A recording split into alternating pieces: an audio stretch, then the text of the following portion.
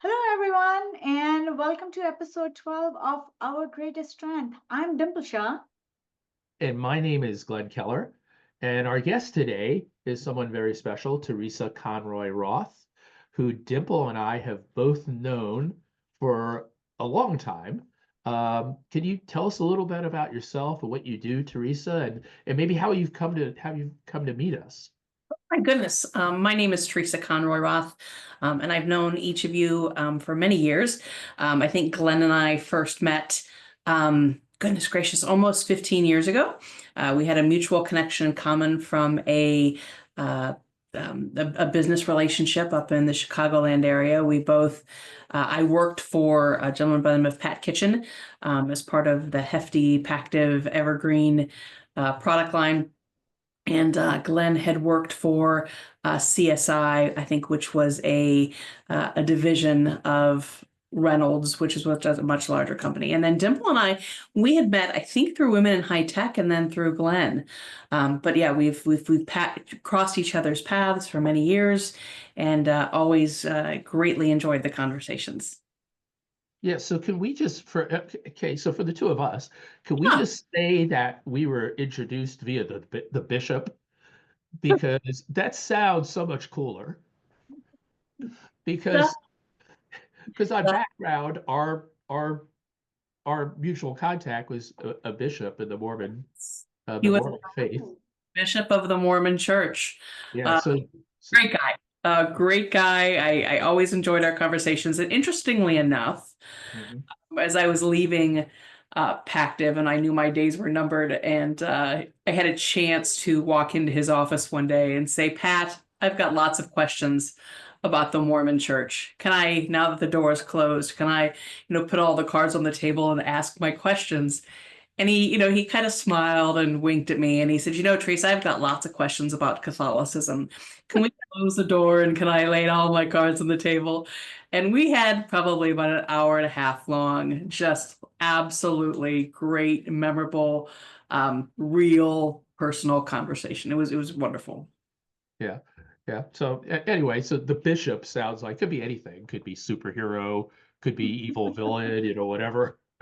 Yeah, I'm glad Teresa clarified because I was now making stories in my mind. Just A teasing. bishop. Well, Teresa, thank you so much. We wanted the guests to know that Teresa reached out to us and expressed interest in being a guest on our podcast. We are so honored. We're getting great feedback, great comments, and now guests are reaching out. And Glenn, what we are booked until I think we're booked through spring. Yes. So yes, we are super excited. Thanks for reaching out, Teresa. And here you are. And here I am. I am the proud daughter of a refugee mother. My mother came over in 1953 through Ellis Island. Her family was of German descent, but living in Croatia. And in 1942, on or about that, the Germany was coming in from the west, Russia was coming in from the east, and kind of all settling, trying to take over this Danube Valley in Croatia. And with that, thousands and thousands of people were on the run, trying to find homes and safety and jobs. And I was a product of that. Wow. That's so cool. Yeah. So um so how long has your mother been in this country then? She came over in 1953. She was 14. Interestingly enough, and I wish more churches and more communities would do this today. In 1953, there was a church called the Church of the Brethren in Dayton, Ohio, that decided that they wanted to sponsor a refugee family. So there were, obviously, thousands of refugees that were applying for immigrant status in the United States at that time. And they were picked. My grandparents were selected with 4 children. My uncle was 17, my mom was 14, and then I have another uncle and an aunt who were all in around 10 to 12, right? And so these two parents with 4 children were sponsored and brought to this country and helped pay for their visa. But they came over via a United States military ship, that was sponsoring and transporting transporting refugees and immigrants to the United States, set up in Dayton, Ohio, helped kind of come into the community, helped with housing, and helped with temporary jobs. And so, I think the world of the opportunities, right, of being able to, as a community, identify a family and make sure that they get off on the right foot. That's cool. Yeah. Wonderful. So you are a unique guest for us, right, Teresa? Because we try to share with everyone that we invite first generation immigrants, second generation immigrants, and generation immigrants and allies, right? So now we're excited to learn stories about how you show up as an ally, but also what kind of stories you can share with us as immigrant parents, right? So maybe we can start with there. You being like the first generation immigrant, what was your first interaction with other immigrants were like? Do you have any memories of the very first initial conversations? I think for me it was the family traditions, right? What family just what family traditions do you keep? What family traditions do you not keep? For my mom, she met my dad at 19. He came from a very large Irish Catholic family in northeastern Ohio, and for her it was all about becoming American. So she very quickly, very, very, very, very quickly tried to lose her dialect. She tried to lose, her any sort of an accent. She tried very, very hard to dress, if you will, American, from a pearl necklace or a cardigan sweater to lipstick and having your hair done a certain way so that you looked as American and fit in with that particular demographic. And so it was interesting to watch her over the years. She passed in 2020. She was 80 years old and when I think about, from where she started in this rural small town in Croatia, to her passing in Fishers, Indiana, and the life that she led and the world that she touched and the traveling that she did. It was quite a life well lived. And so much of what she bestowed on us, so much of what we talked about really was, part of my success as far as living your dreams and doing what you think you can do, doing what you're scared of, right? And just showing to yourself that you can do it. Interestingly enough, I had mentioned earlier that my grandparents had 4 children. Of the 4 children, 8 of us have bachelor's degrees. Of the 8, I think there's 7 of us who have master's degrees. And so when you look at, the quality of education, when you look at, believing in education and living the American dream, I think we're all great products of it. And I'm super proud that was made very important for us. Yeah, I'm curious, like if there's something that your mother in particular, right, just couldn't give up. Right? She'd been in this country for a long time and she didn't really get this particular thing, whether it was like a food dish or Oh, yeah. I yeah. mean, we came in, so there's, interestingly enough, back in the 1700s, the Habsburg Empire were resettling Germans Mhm. along the Danube, very similar to what the American pioneer did with out west, is we would send people out west, promise them an acre of land, right? If they moved out west, and that was to kind of stave off from any Indian attacks, right? American Indians. The Habsburgs did that with these poor German serfs, if you will, where they were resettling them on the Danube to protect the empire away from the Ottomans and the Turks. And so my mother and my mother's family was German speaking, and they had settled in Croatia in the 1700s. So they kept their German traditions, they kept their German language, and they kept their German food, which is just, wonderful and very homey for me. So yes, she kept her strudels and she kept her sarma and she kept her cabbage, her stuffed cabbage leaves with sauerkraut and tomatoes, a little bit of bacon. I put the bacon in, it's all good. But no, so she kept a lot of those German traditions with her. So much so that when at the end, when during this time of that the Germans and the Russians had come, the Germans had literally come into these villages by villages and knocked on the door, right? And so you can imagine, being in the evening, you hear some bombs going off and those types of things, and the German soldiers literally knocked on my grandparents' door and said, "We're German. We know you're German." Obviously, they're saying this in German. We're coming back tomorrow, right? You have until then to get your things and get out of here, because if we come back tomorrow and you're here, you won't be, right? And so for us, it was the Germanness never left us. And so we carried much of those traditions through even until today. Interesting. Very interesting.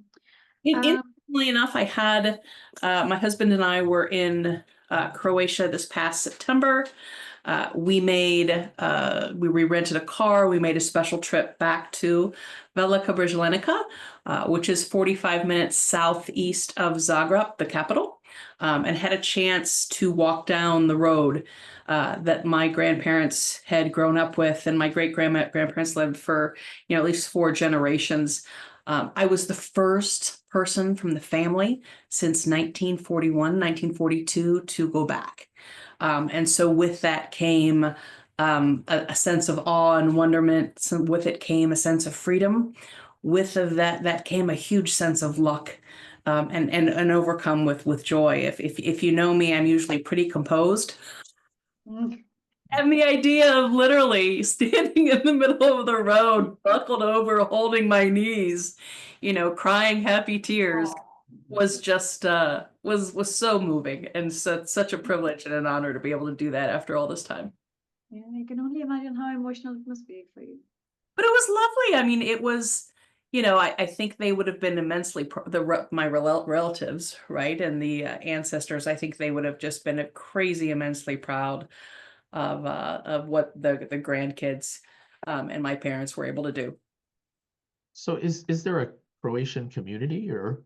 There is actually. There's these German settlers are called the Danube Schwabisch, and they are primarily have settled in the Midwest, and so there's a very large Danube Schwabisch community in Cincinnati, in the Cleveland Akron area, in Chicago.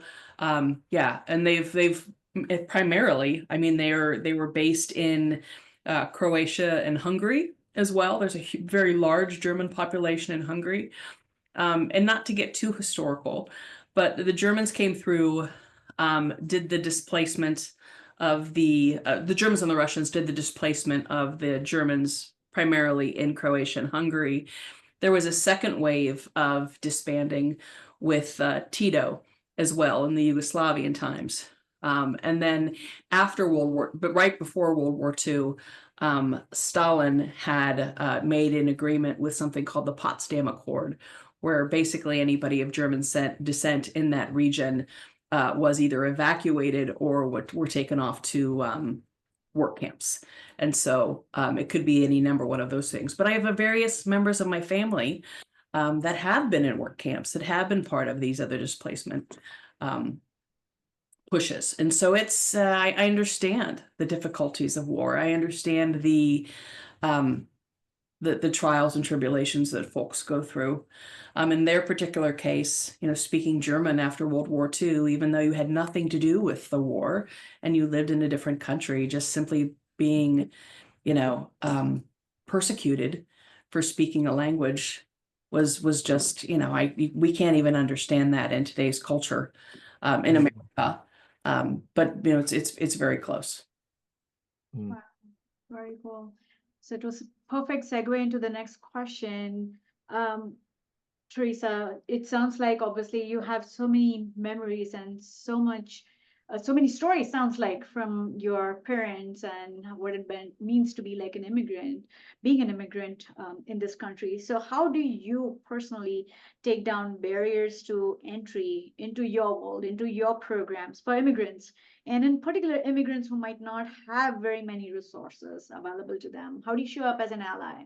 I think it's interesting. I think growing up hearing accents, hearing, whether it be a German accent or a Russian accent or a Slovakian accent or even an Irish accent, right? I think it's something that you're used to. And so for the longest time, moving from city to city or state to state, um, it's comforting for me to hear the accent. It's also until I realized not that long ago that I don't speak really fluently another language, right? My mom did her best to assimilate us as quickly into the American culture, and we took on many of my dad's, religious beliefs and became part of his family, um, partially because of the distance. Um, Oftentimes growing up in northeastern Ohio, you didn't hear an accent, right? And so in your head where you realize, oh my goodness, this other person is trying to speak English. This is their second language. I look in the mirror and say, do you speak a second language, Teresa? And the answer is no, I do not. I speak English. And so there's an appreciation of saying, who's the smarter person? You for speaking two languages or me for not being able to speak one on some days. And so I think, I've gotten involved in a number of different community engaging activities with, volunteering at different shelters that have refugees as part of that community, specifically women and children. So no, I mean it's been huge in my life, and obviously working with folks in multiple capacities. So I'm interested because did I hear you wrong at the beginning? I thought you said Dayton was where the Okay. church was. Yes, they And- came Church of the Brethren in Dayton, Ohio. So how did you wind up in northeastern Ohio? Oh, not to give too much trials and tribulations away. My mother had a cousin who had migrated and found a job in the Akron area. There is a large Danube Schwaben population in Ah, Akron. So much so that there's a German American club, a Danube Schwaben club in Kent, Ohio, near Kent State Oh, University in Brimfield, and we would attend, different Oktoberfests, different, family events, different weddings, different soccer games, those types of things. But it was probably 15 minutes away from where I grew up. And my mom had, a couple of different cousins that had found their way to be together in northeastern Ohio. And so that was a part of my growing up as well. Yes, I can polka. I don't have a but if anybody wants to polka or wants a polka buddy, just let me know. And actually, my husband Andrew and I are heading to take a trip down the Rhine here in less than 16 days. We're very, very excited.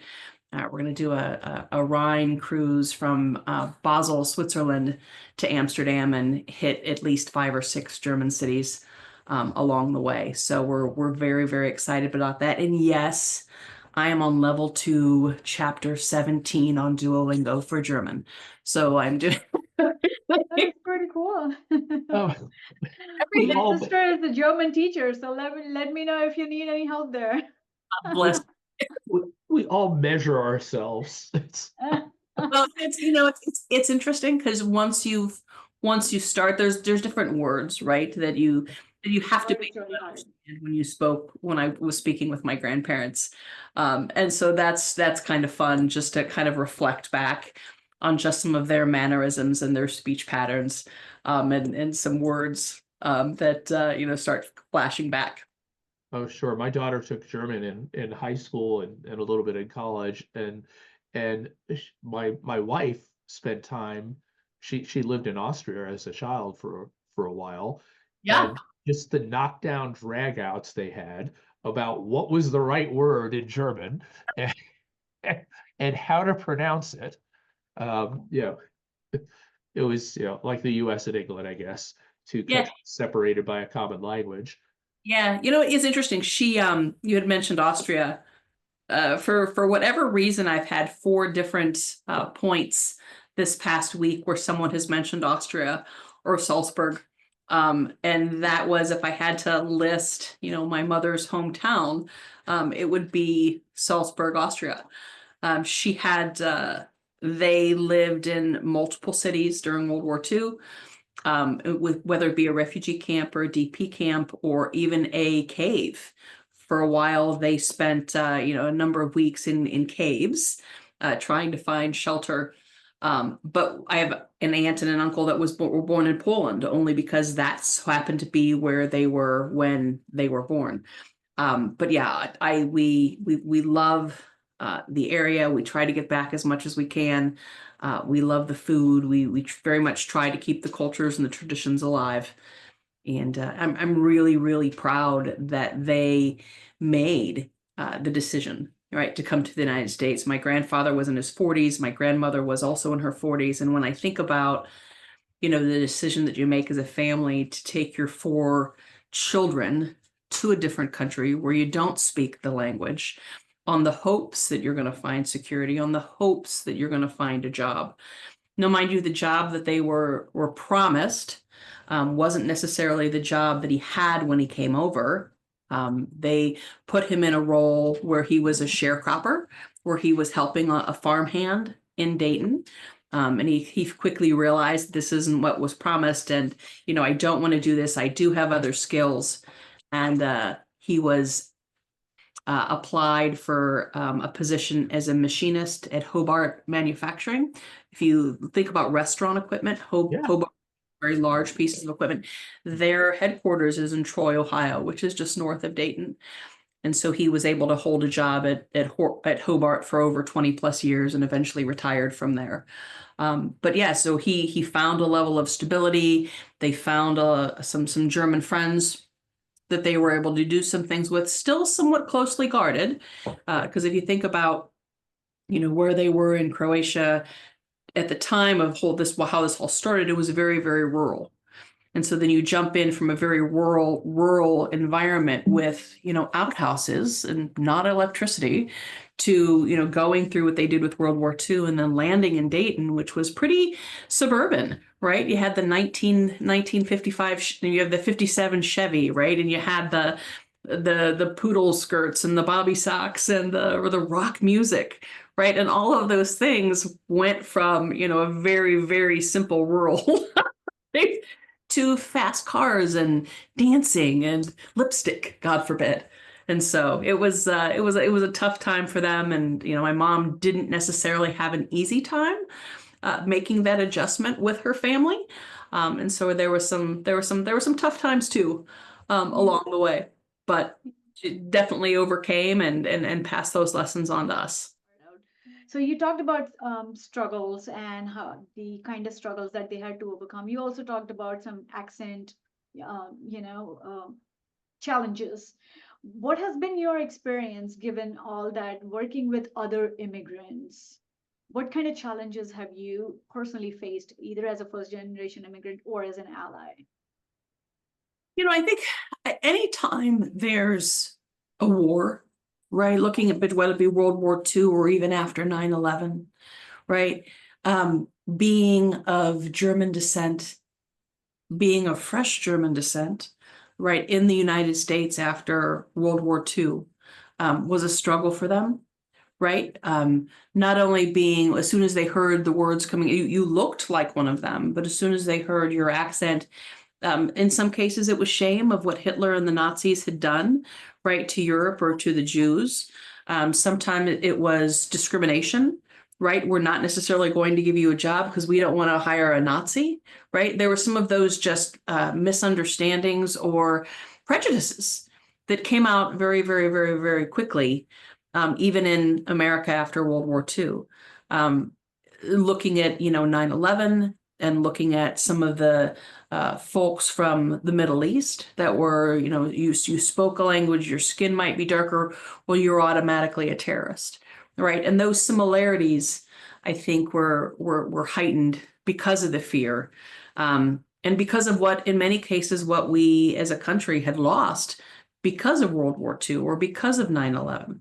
And so there were a lot of similarities for them, and very much wanting to try to fit in as quickly as possible. Okay. So you and I both have an immigrant friend in common, and as I'm sitting here thinking about this and leading into the next question, Yeah. So and I'm talking about our friend from Hungary, Yes. right, that wound up with working with you for a number of years, and he used to Yes. work for me. So I had, Teresa and I had gotten together. We found this guy a job working with Teresa's company here in the US. But, he's an interesting experience because if there's like a luxury, first class immigrant experience, it was his, right? He literally won what's called the lottery He uh, did. in Hungary, and it's because well educated, good job, in demand skill set, and he Yes. pretty much basically got on a plane and was here. Uh, Yep. Wow. so how do so I'm curious about, and I know you've worked with other immigrants as well, and so I'm curious about how you see that different treatment for different types of immigrants, how it plays out. It's interesting. I think there's nothing that can take away a work ethic. And so whether or not you are from Germany or you're from Croatia or you're from China or you're from the Middle East, I think a Mhm. work ethic, and people that are hungry, that want to prove themselves and make a difference. This is an amazing place. United States is, I think, an amazing place to do that. Um, our mutual friend, his work ethic was intense. He was a subject matter expert with a strong work ethic. And I think I know a number of folks, right, that are, one in particular, was a recent Tech Point Award winner, grew up in China, took a chance, came to the United States, strong work ethic, willing to, um, to go to school, to get an education, right? He's crazy successful. I have a next door neighbor, who is a first generation immigrant raising his family. He's a Punjab, very devout in his faith. He has two different travel centers, kind of like mini marts up in Anderson, Indiana, working hard, 12, 14-hour days, small businessman, right? Incredible, incredible work ethic. I'm actually surrounded, I have a number of folks that are first generation in my network, that I'm incredibly proud of, incredibly proud to know, because they're focused on their families, they're focused on their business, they're very proud to show their differences, right? Whether it be in their religion or their community, and they're living their best lives. So when you look at the American dream and what it takes for the American dream, I still believe in it. I still believe that this is a great place for someone who has absolutely nothing, right? Absolutely nothing. With work hard and with an education, and with a work ethic, I think you can make yourself and be anything you want to be. Love it. Love it. So, what do you wish everyone knew about working with immigrants, Teresa? What would you like to share on a program such as this one? I think cultural diversity is absolutely key. I think when you look at the different types of people, the different types of religions, ask questions, be inquisitive, get to know them. 9 times out of 10, they're going to want the same things that you want. They're going to want safety. They're going to want security. They're going to want acceptance. They're going to want, relationships. I think immigrants, and that can-do attitude, spirit, making something from nothing, is absolutely critical. as we kind of look forward and building our future, not only as a country, but as a community and a society and a world as a whole. Mm. I mean, isn't it funny that the thing you mentioned cultural diversity? Isn't it funny that the thing that enriches us the most potentially also scares people the most? Mm-hmm. I mean, that's a huge barrier for people to get over. You know, it's interesting. I told the story not more than a couple of days ago. We first met the folks that had moved in next door to us, we found out that they were Punjab.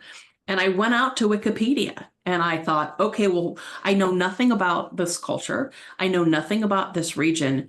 How do I not, my first worry was not offending them, right? I didn't want to say anything that might offend them. I wanted to get to know them and, understand their culture, understand their religion.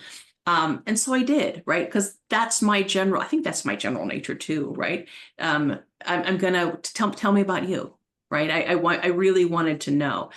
And they're peace-loving, God-fearing, just wonderful people. He would do anything for us.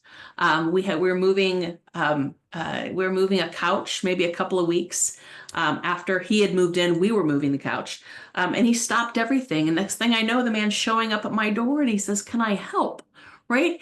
And I just kind of went, "Oh, yeah, I'm Teresa. Nice to meet you. But yes, we could use the extra hand." Moving this out to the garage, and it's just the basic kindness of people, right? That kind of takes away all sense of feeling, well, I don't know you and I'm afraid. This was just a, hey, yeah, absolutely.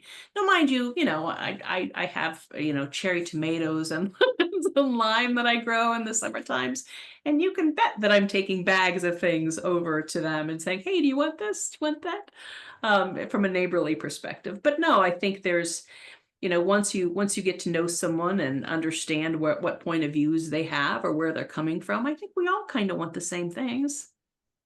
Yeah, we do. We do. Just treat everyone as human and we'll be fine, right? Yeah. Treating someone the way I want to be treated, right? Right. It goes back to that golden rule of saying, understand me, ask me questions, right? You'll find that, I might have lived life differently and I've made different choices, but for the most part, I'll absolutely help you if I can. Yeah. So before we close, is there anything that we haven't asked that you wish we had? Oh my goodness. You know, I don't think so, but I do think it goes back to living your best life and living your dreams. And, many immigrants are coming from somewhere that they're leaving, and they're leaving for a reason. Whether, in my grandparents' case, they were just trying to stay alive, right? They were just trying to stay alive. Sometimes it's, you want a better life for your family. Sometimes you want a different working conditions. Sometimes you want religious freedom. Sometimes you want to be able to marry the person that you want to marry, right? Everybody's leaving and trying to create a new life for a reason. And so once you can identify that reason, once you can try to find similarities with your personal journey versus their personal journey, and I think beautiful things can happen. Cool. All right. Thank you so much, Teresa. Thank you so much for your time, and thank you so much for sharing your stories. Oh my goodness. Thank you for Yes. reaching out. Absolutely. I've watched a number of the shows over the last couple of months, and I love it. Absolutely new beginnings, fresh starts, the ability to make your dreams come true. I mean, seriously, there's some great stuff there. Thank you. We Well, appreciate the feedback. well, thank you for being on, Teresa, and thank you to everybody for tuning in. Please, after you're done watching the video, please hit subscribe and tell your friends about it. Share it on social media. And if you know anybody that would like to join us that has an interesting immigration story, we'd love to have them. So just let us know. Wonderful. Thanks, guys. Okay. Thanks, everyone. All right. Thank you. Mhm. Bye-bye. Bye-bye. Bye.